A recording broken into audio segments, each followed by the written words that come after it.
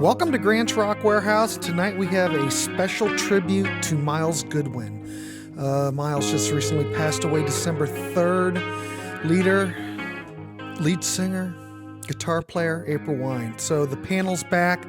We're going to do our tribute to Myles and talk our top 5 favorite Myles Goodwyn tracks. So get ready, people. Here we go. Talking bands that no one talks about. Grant's Rock Warehouse. So I want to welcome Tim Durling, Dave Lubin, and John Clauser. Tonight we are going to take a look at Myles Goodwyn. We're going to rank our 5 favorite, songs from Myles, or the songs that Myles have written for April Wine. So we haven't done this before. We've ranked the albums, we reviewed the records, but we haven't looked at individual songs and what we really like. So keeping it simple, we'll do 5 apiece. We'll just go around the horn and just talk about it. And it's a big loss for me. How do you gentlemen feel about it? I mean, I didn't know he was ill. I knew that Myles had quit touring. And to be quite honest, I've never read his book. Do any of you gentlemen have the book? You do? Okay. Glad I got it when it came out. Yeah, I need to get it. I'm really bad about that, but I wasn't aware that he had a form of diabetes that was so severe, and ultimately that took his life. Were you guys aware of that, or were you surprised at that? I think he kept it all in, right? He talked about it quite a bit. Like he did because his son has it too, and I think that in recent years he's done a lot of fundraising for like juvenile diabetes. I remember back seeing him seeing April Wine in 2005, and he talked about it from the stage. I'm trying to remember. I think there was one particular jersey they were selling. Like they were selling a shirt at the merch booth, and I think the proceeds went towards that. I might have that mixed up, but I was aware that he was diabetic. But I guess I didn't know like how serious it was. But when you take yourself off the road, it's probably not a good sign. So probably. Well, here in the States, it's a big loss. I mean, in I'm here in the Maritimes, which is April Wine's stomping grounds. I mean, Myles Goodwyn was born in Woodstock, New Brunswick. That's my hometown. Now that wasn't his hometown, but we share a birthplace. So that was a pretty cool little stat from an area that's not known for classic rock. I mean, April Wine were just perennials. Not just in the Maritimes, but in Canada. You talk to most people that went to concerts in the 70s and 80s, and they've probably seen April Wine multiple times. The band I've seen the most, I've seen them 5 times, and that's nothing, right? It's a shame. It's a huge loss, but we always have the recorded music, right? Right. Yeah. Here in the States, you have an advantage being up in Canada as far as that type of communication. There's a lot more Myles Goodwyn action up in Canada than there is in the States. It totally took me by surprise. I had no idea of his, health issues. But yeah, you're right. If someone's going to go off the road, there's a reason. Brian Greenway is going to take over basically, which is fine. I think it's great. Keep going. You might as well. But yeah, I didn't know it was as serious as I was going to add, actually, the last time I saw April Wine play was in Oshawa, Ontario. I'm going to say it was about roughly 8 years ago.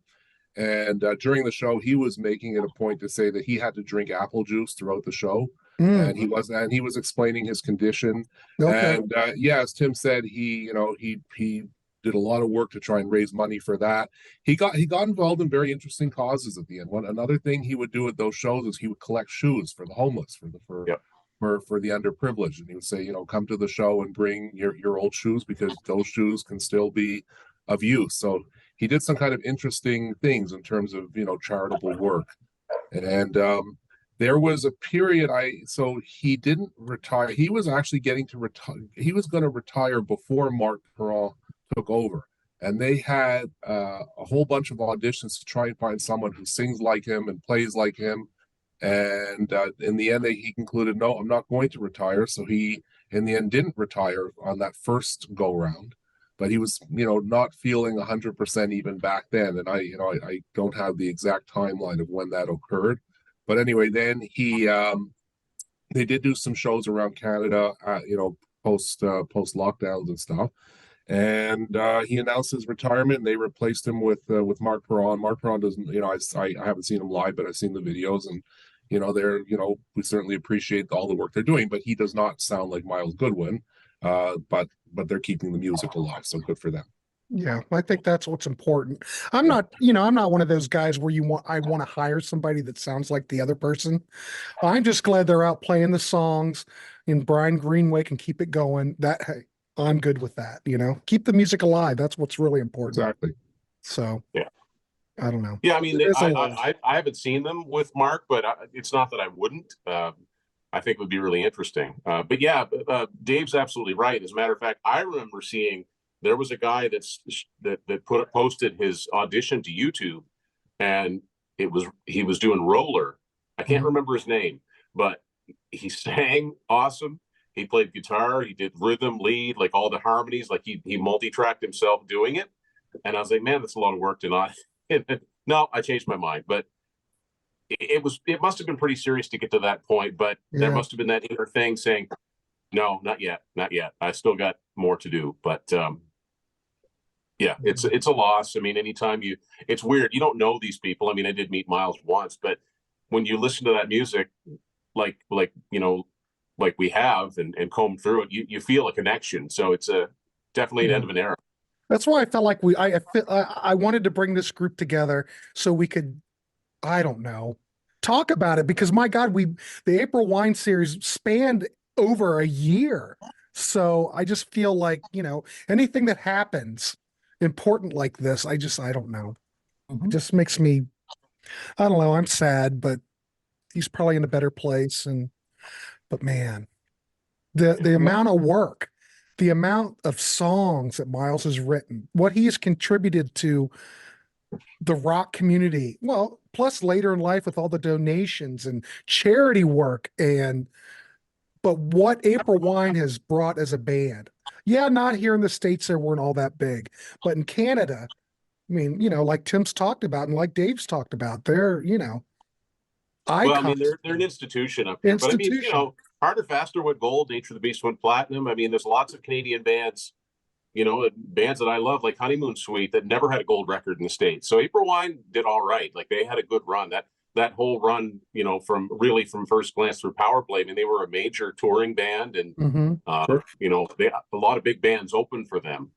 First band played on MTV, and in fact, Just Between You and Me was, I think it was the second most played song on the first day of MTV. I think, they were the first. They were the first Canadian band played, and I think it was the first video that was played twice. And when we say video, it's just from the Live in London home video, but still, that's how big they were. And you can find, I think I mentioned this on one of our episodes, you can find on YouTube like a half-hour MTV special on the band. It's like, I never ever thought I'd be watching an MTV special on April Wine. So that just shows you how much they were a big deal in the early 80s in the States. I mean, they were a major touring act. You look at some of those live clips, like in Grand Rapids and stuff, they played to huge crowds, and deservedly so. Like, they still to this day, and I've seen them in 2 or 3 different lineups, they're one of the tightest bands I've ever seen live. Like, stop on a dime. And I'm sure it's the same now. Like, I haven't seen them. The last time I saw them in concert, Jerry Mercer was still on drums, and they had Breen LeBoeuf on bass. And of course, Jerry Mercer retired, and Breen's no longer with them. So it's almost a completely different lineup with just Brian there. But, one thing I'm hoping that they do, and I don't know if they did, but, where it's Brian basically leading it now, I hope he brings some of his songs back, like, into the set. I'd like to see him do like Holiday and Before the Dawn and Right Down to It. And I bet he does. Before the Dawn is a staple. I've never seen. Yeah, they usually do that one, and they do never Schizoid Man a lot. But it would be cool if he stepped up to the mic, because, I mean, when I saw them in 2005, he sang "Drop Your Guns," and it was good. Yeah, he actually actually the last show I saw, he did What a Night. So that makes sense. What a Night, and he did Drop Your Guns. Yeah, no, I was just going to just say, like, we talked about all the records, but I just wanted to kind of share it. I became a fan of this band because of this album. And I just figure I'll share the story. Sure. This was back in 1979. So they were already, pretty popular. What happened was they kind of had 2 waves. So they were on that second wave of popularity, because what happened was they got the Capitol Records deal. But so I started hearing about them, and that's when I really started getting to rock music, and I said, okay, let's check out this Canadian band. So I actually went. There was an advertisement in the newspaper saying, okay, go down to Stand the Record Man. They would do this every Saturday morning. You could pick up one hot album for $1.99, and you had to stand in line to get it, and you had to be there at 8:30 or something like that. So I said, okay, you know what, I want to know more about this band from, and we always considered them from Montreal. As I studied the situation more closely, I realized that they actually hailed from the Maritimes, but they made their home in Montreal at the time when they were touring and making records and such. Anyway, so the interesting thing is I get this record, and normally you get a greatest hits. You think, okay, I've got their greatest hits. I'm good. It's one of the I can't think of another band where I said, this is so good and I like this so much. I ended up pretty much buying the whole collection backwards. I ended up buying Stand Back, and Whole World's Going Crazy, Forever for Now, etc., etc. And it was so, then they really became certainly one of my favorites, definitely my favorite Canadian band, arguably my favorite band. And I've been to see them 7 times. I saw them 3 times during those Capitol Records days when they were at their hottest. And and then I went to see various renditions of them when they made a comeback in the 90s. And then, I even went, as I said, I went as early as, I'm going to say it was about 7 or 8 years ago in Oshawa, Ontario. And correct me if I'm wrong, Dave, but that greatest hits record, seems to me the sleeve inside of that originally had all of their previous albums on it. So you knew what you were missing. I think it came with that. I could be getting that mixed up with another one. Had it. Yeah, there it is.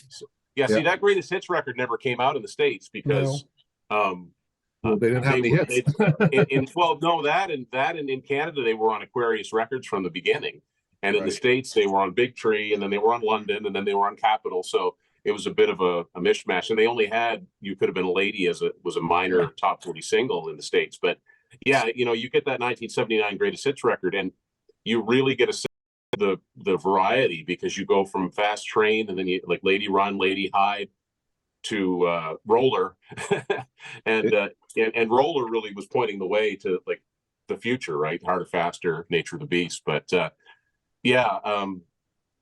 that's what I loved about getting into a band and realizing that they had more music than just the one that I had in my hand. That's when the completist in me was born. Another thing though about this album that's kind of interesting is that there's some abridged versions. There's a lot of abridged versions. So Roller is not the full version. Like a Lover, Like a Song. So that's got the single mixes on it. So I mean, God darn it. Does the CD of that like that, where it's got the single versions on it? I've never done the A/B comparison myself. I never thought about it. I'd love to have that. That's cool. It should have. But see, there's 14 songs on there. It's a long record. So it makes sense that they had to shorten some of the songs. And then, I guess I'm going to buy it and find out. So basically, this picture was the cover for this album in the States, but this is the Canadian release, this one, we talked about that at great length, but just for those who haven't seen the other show. So in Canada, it's weird because the States actually got the logo first. Yeah, that had to be developed. 78, and then the first time we got it in Canada was on the cover of that greatest hits record. I just wonder if that was developed by Capitol. It had to be. Oh yeah, I would think so. But does that maybe Aquarius in Canada was distributed by Capitol, so they could negotiate these things. And I'm guessing they probably said, hey, we're not going to use that cover for First Glance up here. Can we use it for something else and give it a different color background? Because it's a great shot. It's a great it's a better album cover. Look. Yeah. But it's the same, but there you go. It's just a no-brainer. It's funny, like I recently did a Contrarians episode with Martin Popoff about albums where the inner sleeve artwork is as good or maybe better than the artwork they went with for the front cover. And I said, the problem with putting a band photo on the cover of one of your records is if there's band member changes, because if you've got something that's very iconic, like that photo of April Wine, that's like the April Wine photo. I can remember in the 90s opening up the newspaper and seeing ads for shows, and they would use that photo. And it's like, well, 3 of the 5 guys are still in the band, but like that's the problem when you use band photos. It's like, well, it's okay as long as there's never any changes, but But that is an iconic photo, and that First Glance US cover is It's beautiful. And I do dig the greatest hits cover, but I have a question about that. Is there any Capitol branding on that greatest hits? Because it came out in 79. It's all Aquarius. All Aquarius. Oh, look. Yeah. John Scott. All right. Yeah. See, now I'm really interested to know if those are all the single mixes on there. That's Aquarius. Yeah, the Capitol never. It's funny. Capitol didn't really put out an April Wine best of until the early 2000s when they put out the Classic Masters series. Yeah. And guess what photo they used? Mm-hmm. They used the black and white version of that same photo. Yep. Iconic. Well, It's the photo. Yeah.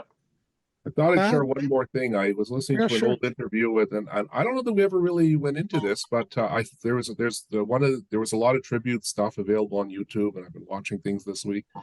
Apparently, I found out what kind of caused the final breakup of the band, and it was I guess, a disagreement between Myles and the rest of the members. So after Animal Grace, the rest of the members said, that's it, we want to go like real full-on hard rock. I guess they were trying to go for, a real hair band sound, and Myles wanted to go more toward the other way, and I think he was more comfortable doing the ballads and more, blues influence and everything that's involved with that. So just I never really heard that spelled out before. Maybe it's in the book, and Tim maybe can talk. Well, I know one thing that also contributed is that for Animal Grace, the other members of the band all submitted songs, and they were and where Myles was co-producer, he basically had the final say, and he said, no, that's not good, that's not good, that's not good.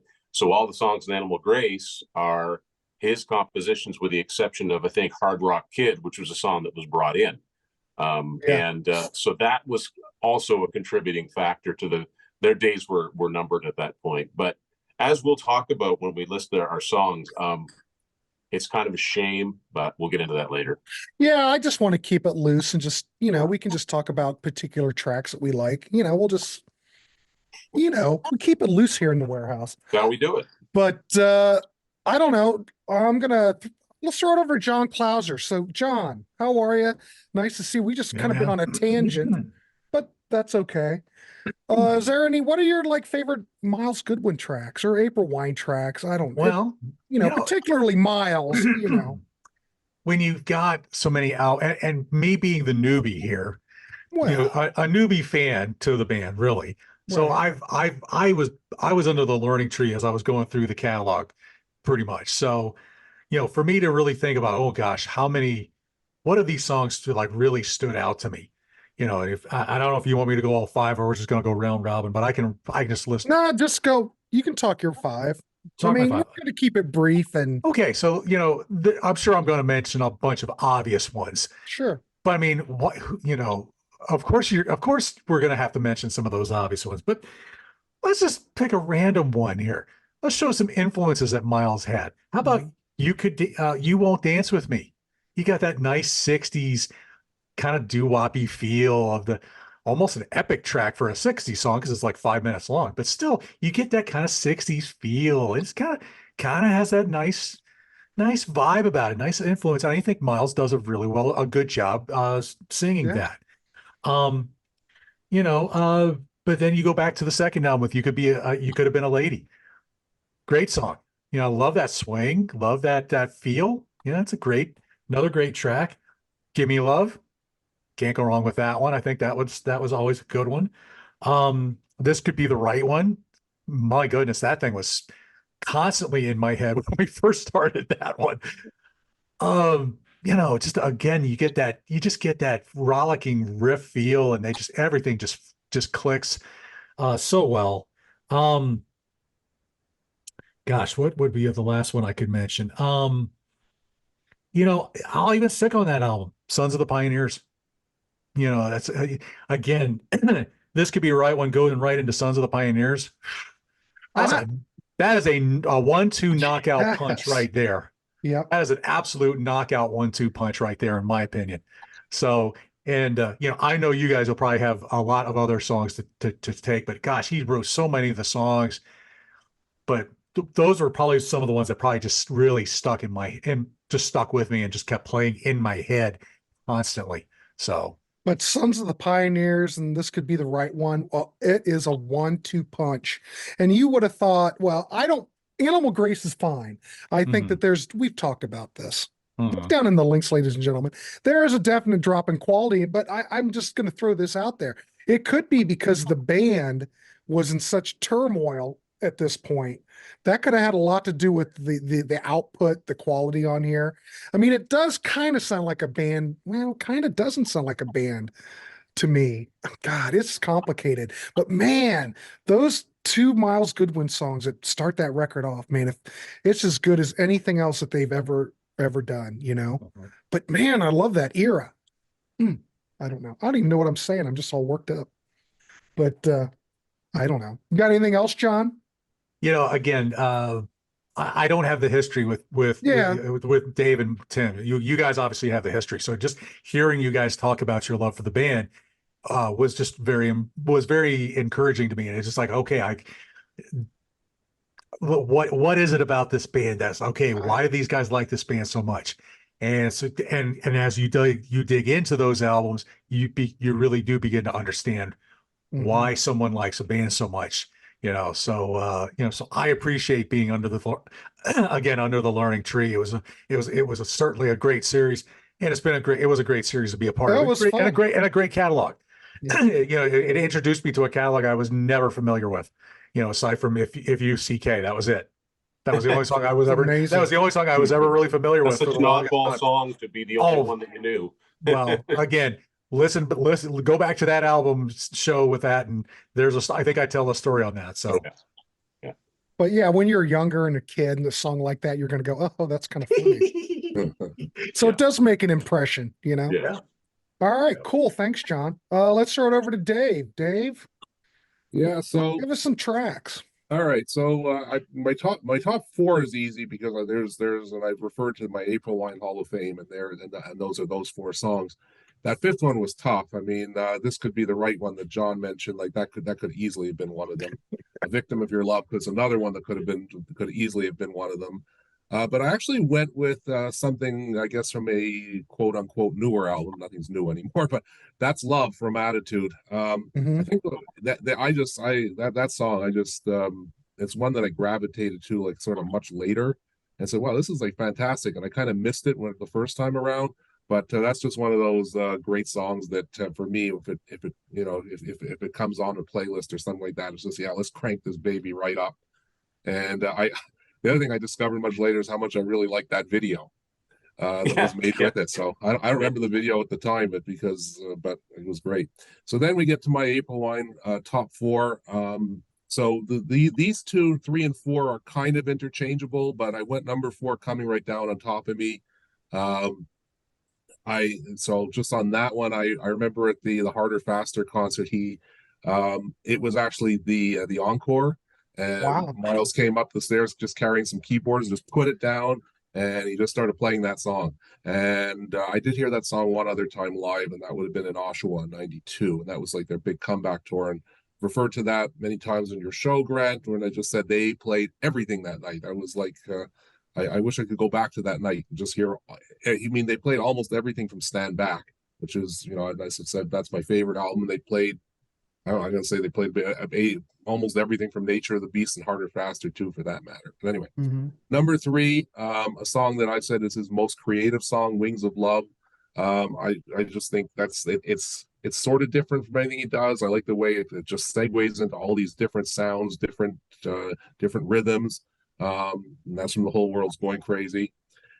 So it's kind of like number 5, hard to pick. 3 and 4 kind of interchangeable, and 1 and 2, there's again, that no doubt in my mouth, these are my number 1 and 2. And again, it's like depends what mood of the day. I almost hated putting Roller number 2, but I said, I think it's kind of number 2, but is it really number 2?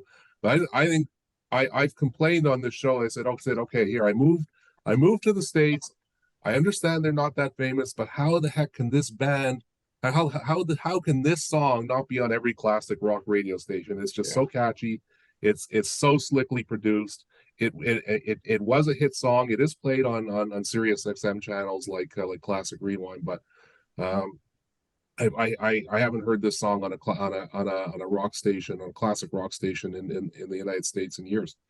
And then my number one is Like a Lover, Like a Song. Again, I just think that this has always been one of my favorites. The keyboard work on it, Myles' vocals is excellent, and I especially like the long version of the song heard on the original album, Whole World's Going Crazy. So that'd be my top five. But I could go on and on and on how many songs I love by this band. So. Yeah, it was hard to narrow them down for me too. Excellent, Dave Lubin. Excellent. All right, Tim Durling. I went with 5 like lesser known songs because I mean he's written so many great songs. I mean, if I had to pick just one, it would probably be I Like to Rock. I mean, that's such a great little mini epic. And he almost deserves a co-songwriting credit on Sign of the Gypsy Queen. I know Lawrence Hudd wrote it and recorded it, but he transformed it. He turned it from the same song. It's not into a hard rock classic, and it goes up and down, and it's excellent too. But anyway, so I went with 5 kind of lesser known tracks. I mean, there's just so many, right? I went all the way back to On Record for the first one. I went with Work All Day because I really like that they repurposed that little riff that first appeared in the middle of Fast Train, the da da da da da da da da. Like that's a good riff, and I always wish they did more with it in Fast Train, but they did. They sort of bring it back here. So that's my first one, and then it's all 80s. It's all 80s stuff. So then I went with Power Play, and I've got 2 from both Myles Penn songs, both really, really good. Ain't Got Your Love and Waiting on a Miracle. Like those are just excellent songs. I love the riff, Ain't Got Your Love. There's that single, like he just had a knack for that. Waiting on a Miracle is kind of a mini epic too. He's really good at writing these. They sound like really exciting, like there's dynamics in them. He writes simple songs, but he knows what to do with a simple song to make it not sound simple. Simple is not, that's not a put down. It's a real talent to be able to do it, and to be able to do it consistently over decades. So, yeah, I mean, and all the songs on here that weren't covers, he wrote. I mean, the man worked hard, right? He's the lead singer. He's one of the lead guitar players. He's the face of the band. He did most of the interviews, and he's the main songwriter. Now, could he have lightened up on the songwriting reins and let Brian write a few more songs, and maybe Steve Lang, Gary Moffat? That's neither here nor there now. But when he wrote, the quality of stuff was generally pretty high. And I'm going to once again, because it's already been mentioned, go with Animal Grace. I'm going to go with track 3, Without Your Love, which is sort of a mid-tempo ballad. I like the guitar. The guitar at the beginning of that has always kind of reminded me of Who's Crying Now by Journey, like down, down, down, down, like that sort of. And I think it should have been a single. I agree. I mean, this could be the right one in Sons of the Pioneers. That's just a 1-2 punch but this is a nice breather. And it also, this is a song that, like, I think a lot of songwriters, they tend to use the same words a lot. Myles used the word seems or seemed or seemingly. If you look in his lyrics, it pops up a lot. Seems or seemed or seemingly. He uses that a lot in those songs. So in this song, it's seemingly related. But if you go through his lyrics, Steven Tyler does this too. There's certain phrases that will pop up now, like again and again. And my 5th one is a song that I love more now than I think I ever did. It kind of went over my head. I can think of how the chorus went, but man, that guy could write a ballad. I mean, he could write a rocker, but when it came right down to it, he could write a ballad that just cut right to the point, and it didn't seem to matter what the instrumentation was. So I'm going with a song from the much maligned Walking Through Fire. I'm going to go with the song Hold On. And wow. I really, really like this song. I mean, whatever my criticisms of the production and the drum machines and whatever, that's a piano. It starts out as a piano ballad. It's got those beautiful harmonies in the chorus. And when I hear Hold On and a few of the other songs on there, like Love Has Remembered Me, it makes me wish that there'd been a couple more April Wine albums after that in the 80s, like one in 87 and one in 89. I think he had more to say, but, that was the end of the contract. He basically didn't have a band at that point except for Greenway. But man, that song, just when I was listening to a bunch of April Wine after Myles died, which I don't know why, I always do. I think most people do. You start listening to, even if you listen to them on a semi-regular basis, you go back when somebody dies. But I listened to Walking Through Fire, and when that song hit, when the chorus hit, I'm like, wow, that's really good. Like, it's buried on side 2. And yeah, I've got a whole new appreciation for that song. So those are my 5. Yeah, I may have to go back and listen to that album again. I don't know. It was always a hard listen for me because of the production, like we've talked about on the channel. You have to listen through the production, but there's still some. He still rose to the challenge. Yeah, and wrote a bunch of good songs. With the passing of Myles, I may look at that record different. Hey, I might look at a lot of these records differently. Yeah, I don't know. I think for one, I'm very impressed with everyone's picks because mine, I came into this. I remember, I don't think I told about this story when we were on doing the other show, but my entryway to April Wine was on FM rock radio when I was a kid. They would play I Like to Rock. Now, I was a big Beatles kid, love the Beatles, and when I heard them play Day Tripper on that hooked me. I'm going, what is this? Of course, the song is great anyway. Okay. Catchy, riffs galore, great melodies, great vocal delivery, and of course, the guitar interplay. Come on. And, being a kid taking guitar lessons, it had everything that I wanted. And when it had that Beatles riff, and of course, Satisfaction. And when you're a kid, we've talked about it, how everything, you suck in everything, you're just like a funnel. And I was just taken with the song. And, well, like I said, I got to see him on Harder, Faster tour, which for me, one of the big draws when I was a kid, because I really liked April Wine so much. And I think at that time, the only record I had, I think, was Harder, Faster. That was it. Well, that's that tour. So I had that record. So I knew what was coming. I knew what the band was about to some degree. But, I'm still going to have to go. My number 1 will still be I Like to Rock, because the fact being when you're a kid and you just suck it all in. And, it's like you love all that stuff when you're a kid. I could listen to Styx, Renegade, and I still don't turn it off. It's just one of those things. But I think I Like to Rock. Now, is it like the quality of maybe a Beatles composition? No, it's a rock and roll band. Myles, like I said, Myles was good at hooks, lyrics, and guitar. Hell of a guitar player. If you watch any of those live videos, he's doing a lot of the solos. Yeah. You brought up a good point, Grant, about taking guitar lessons. Yeah. Well, how fun was it when you were just starting to take a guitar lesson, and even if it was just a tiny little part of a song, you're like, I can play that. Right. All you got to do is hit that low E string. You've got the beginning of I Like to Rock. It's encouraging to a young kid. It is. Because you want to be like these people. Yeah.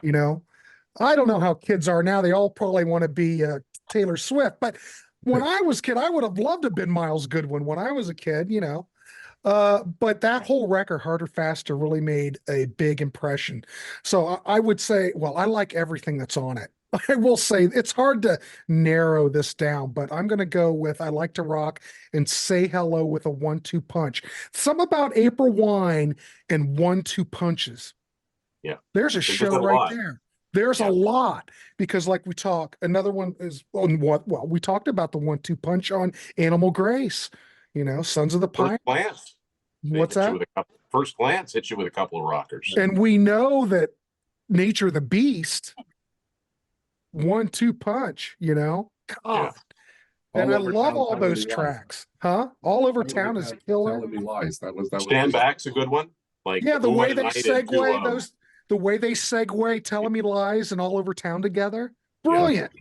What a great opening. The sequencing on Nature of the Beast is flawless. And all these classic April Wine records with that band, the classic. Anything you watch, you got it into Enough Is Enough. Like, perfect 1-2 punch. April Wine album's always a 1-2 punch. Yeah. So I do like that on Harder, Faster. I Like to Rock. Then it goes into Say Hello. It's like they were meant to go together. It's just weird.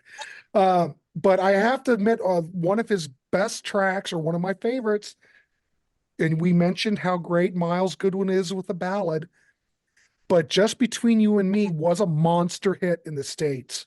Yeah.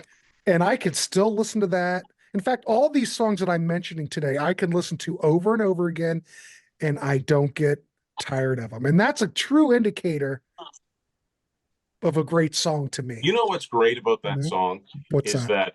It's a ballad. Mm-hmm. There's no piano or keyboard. There's no acoustic guitar. It's just pure electric guitar. Mm-hmm. And I don't know. It's one of the best. And he speaks French in it. So that's kind of odd too for something like that to be a hit like that in the States, you know. Well, it was just one line, but still, you know, it's kind of cool, right? There is a really bad edit of it, by the way, that just repeats or that doesn't repeat the chorus at the end. So it leaves that part out. If you get the Rock Ballads compilation, okay, it just does one final chorus, and then it goes it doesn't give the Souvent de Foi Moi part. See, now that's the other thing I need that because I don't have it. The songs. Yeah. Well, it's like I like to rock with that whole middle 8 part. This whole guitar parts you don't hear if you don't. Yeah. But you know the one on all the rockers, that is the definite version. I imagine that they're there because I know they're there. Back, you know, they just push the faders up a little bit. Yeah. But that's the definite version in my mind with that middle 8 part. You know, I mentioned this on the show, but whenever they do play it on the station here in Columbus, they play that version. That's the way it should be played. That's the way it should be played. They don't play the harder, faster version. So that's where I originally heard it. And I'm going, what is going on? Then it made me, you know, this was years ago, and then I just reached out and learned where it was. But it's awesome. It's like getting a brand new part of it's a brand new song all over again. Yeah, it's great. So another one of my favorites, which grabbed me, I know we keep talking about Animal Grace, but Sons of the Pioneers is one of those great. I just couldn't get enough of that when that came out, because at that time I was always looking for something new from April Wine. You know, it was the day there was no internet. You had to go with Rolling Stone or some Music Circus or Cream to find out any information. And they were talking about the new April Wine album because, you know, we just had Power Play, which I love that. I played it over and over again. I was looking for more April Wine stuff, and it didn't disappoint. I think I probably saw the video first, like on Night Flight or something, but you know, instantly hooked. I love Sons of the Pioneers and Animal Grace for the most part. And then I have to say one of the greatest songs ever, almost up there. Well, it's probably higher up in the rankings because this is kind of like you have to admit, Roller is their, what do you want to call it? Because I like to rock as an anthem. I don't say Roller. But Roller was the bigger hit. It's say that again, Tim. Roller was the bigger hit. So it's got that, you know, I bet you the reason that you don't hear it in the States, Dave, is because First Glance probably is out of print. And Harder and Faster, Nature of the Beast aren't. I bet you it's got everything to do with that. Honestly, I haven't heard a song like other than on satellite radio. I haven't heard an April Wine song on regular radio and God knows how long. Like I think well before my son was born. Me either. I haven't heard anything lately. Probably never will. But Roller, I think, is iconic, and that's what I identify April Wine with. And, you know, again, I'm going to go back to when you're a kid and you're learning guitar or whatever, and you hear that triple lead where they play off each other and they trade solos back and forth.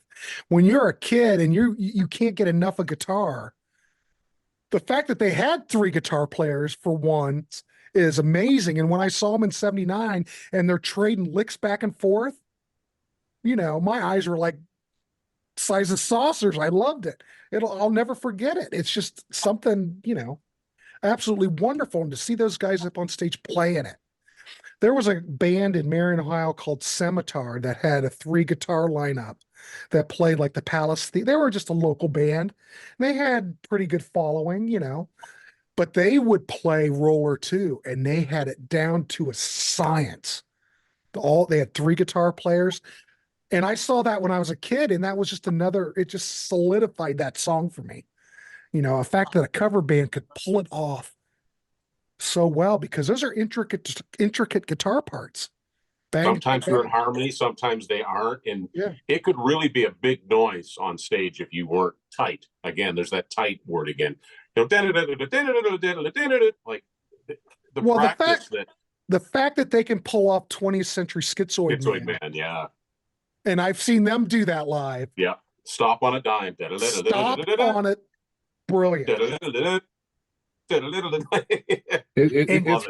It's still played in virtually every concert, but you know, it's just like, you know, I sometimes on YouTube I'll watch like reaction videos, and there's one popular show out there where it's three guys from Kentucky. They're like these younger guys, and I watch them react to Roller, and they're like, why have we never heard of this band? And they were like, we don't get it. And it's like so I watch something like that, and I think, you know, I'm not crazy. Like this is a song that should just still be played today on classic rock radio. The fact that it was a top 40 hit and it doesn't. No, it was a top 40 hit. It got to like number weird, you know, 32 or something. Yeah, they had three. They had three in the States. They should have had more, but certainly those three should be played.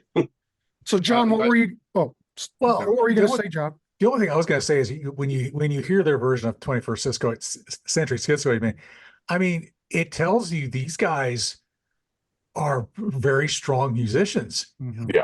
much more stronger than what a lot of their songs would say, because you didn't get, you know, they didn't necessarily write kind of proggy songs like that. So yeah, they're doing a King Crimson song, but boy, they like you say with Roller, there was just a lot of stuff that they did that, you know, for a band that was just mostly a good strong rock and roll band, man, those guys could play. Yeah. I always wondered if that wasn't a reaction. If there was like a review that said, oh yeah, well, these guys aren't any good, or these guys don't have chops, and they're like, hold their beer, eh? Exactly. I don't know. I think the band that came together, I don't know, was it Brian Greenway that when he came on, everything just clicked? Well, it certainly made them a heavier band because now you had three guitars, right? But the great thing about, like, you know, people that were in your position, Grant, that saw them in 79, you probably thought of them as a relatively new band and thought, how is this relatively new band so good? But they'd been road tested for years up here. Yeah, when I was a kid, in different lineups, but they were just honed. You know, when so I they was ended up opening for Rush and opening for, you know, Foreigner and Nazareth, whoever they toured with, and who you saw with what, Scorpions and Sammy. Yeah.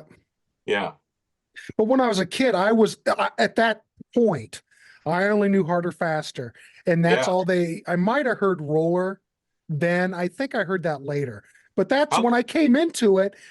Harder, Faster had come out, and they were playing I Like to Rock. They were playing 20th Century Schizoid Man. They might even played Say Hello in Central Ohio. I remember them playing that early on. That's a big radio staple up. That was a big song up in Canada. Say Hello. It's a little less rough, and like it's a little less heavy. You can play it in midday or whatever if you're like more of a top 40 station.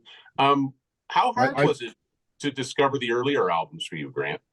Oh, it was hard because they virtually, you may now and then come across one, but they weren't stocked in the record stores. No, they weren't. A lot of them weren't even released up there. They weren't, right. You might have, the only one that I remember seeing back in the day, we used to have a record store called Record and Tape Outlet, who dealt with a lot of cutouts and stuff. Great. They were all over Ohio. There was tons of them. I remember there used to be a store in my hometown, and I went through the bins, just going through, you know, you saw regular April Wine albums, but they had a copy of,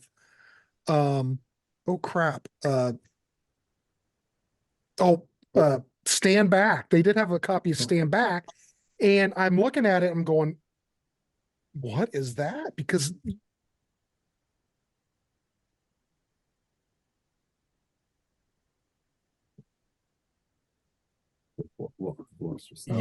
you're muted. We can't hear you, Grant. I must have hit the button. You got all excited. You found a copy of Stand Back. Found a copy of Stand. Okay. Okay.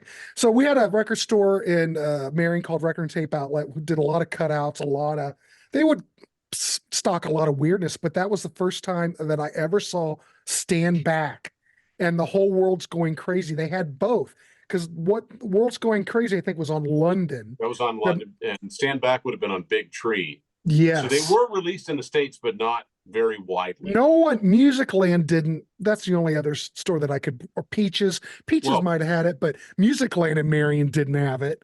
By the time you got into April Wine, I bet they were all out of print, like any of the ones that were released in the States. So, and you probably looked at Stand Back and thought, well, how come there's only 4 guys on this cover?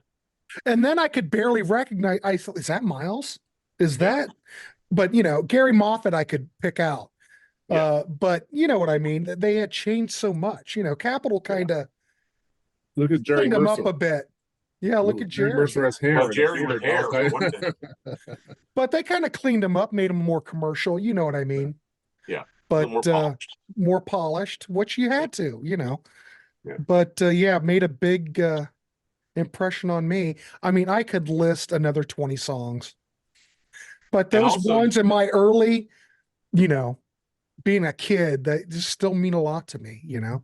So if you were to pick up Stand Back and The Whole World's Going Crazy at this point, where maybe you were just familiar with Harder, Faster and Nature of the Beast, those are very different sounding albums. Right. Mm-hmm. Did you wonder, like, what did I just buy? I don't think I saw them. I did not buy them. I didn't buy those until a lot later in my life. Right. But I just saw, well, that's weird. Huh. But, you know, it's hard to find any information on stuff. Of course, I did have the Rolling Stone record guides, and they would review stuff. So once I got those, like April Wine, though, that would not. Mostly 2 stars in those old record guides, you know.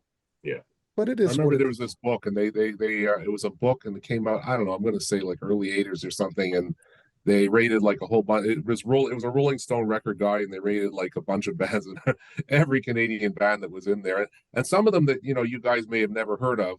They were in there, but boy, they would just trash them to death. You know, I brought up bands like Prism and Trooper, and hated them all. They hated them. They remember they had like a square bullet, and it's like every album had a square bullet beside it. Well, they didn't even review Rush all that well. No, no. I remember what they said about Geddy Lee. I think they said he sounded like a cross between Donald Duck and Robert Plant or something like that. I remember it was like one of the worst insults I ever heard. It was like they didn't like Triumph. Like they hated Queen too. Queen would get just blocked. They hated what they called corporate rock. So they hated Foreigner and Journey and REO and all the stuff I like. But it's funny after time, if you look at those, I know we're on a tangent and we got to wrap it up, but if you look at some of those older record guides, they start giving things a little bit better rating. If you look at that original 1979 book, they hated everything.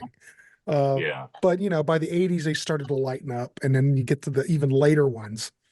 But you know, some bands they just never cared for. But now we look at it differently. We look at those old reviews and go, that's funny. People don't. Doesn't mean anything. But I don't know. This was a great discussion, gentlemen. Do you have anything else before we wrap it up? Just encourage everybody to go listen to some April Wine. Yeah, absolutely. Myles Goodwyn, you will be missed. Yeah. Revisit our series. Revisit the series, go through it. I mean, we just want to turn you on to stuff and let us know what you think, and list your 5 April Wine tracks, list your Myles Goodwyn tracks. I don't know.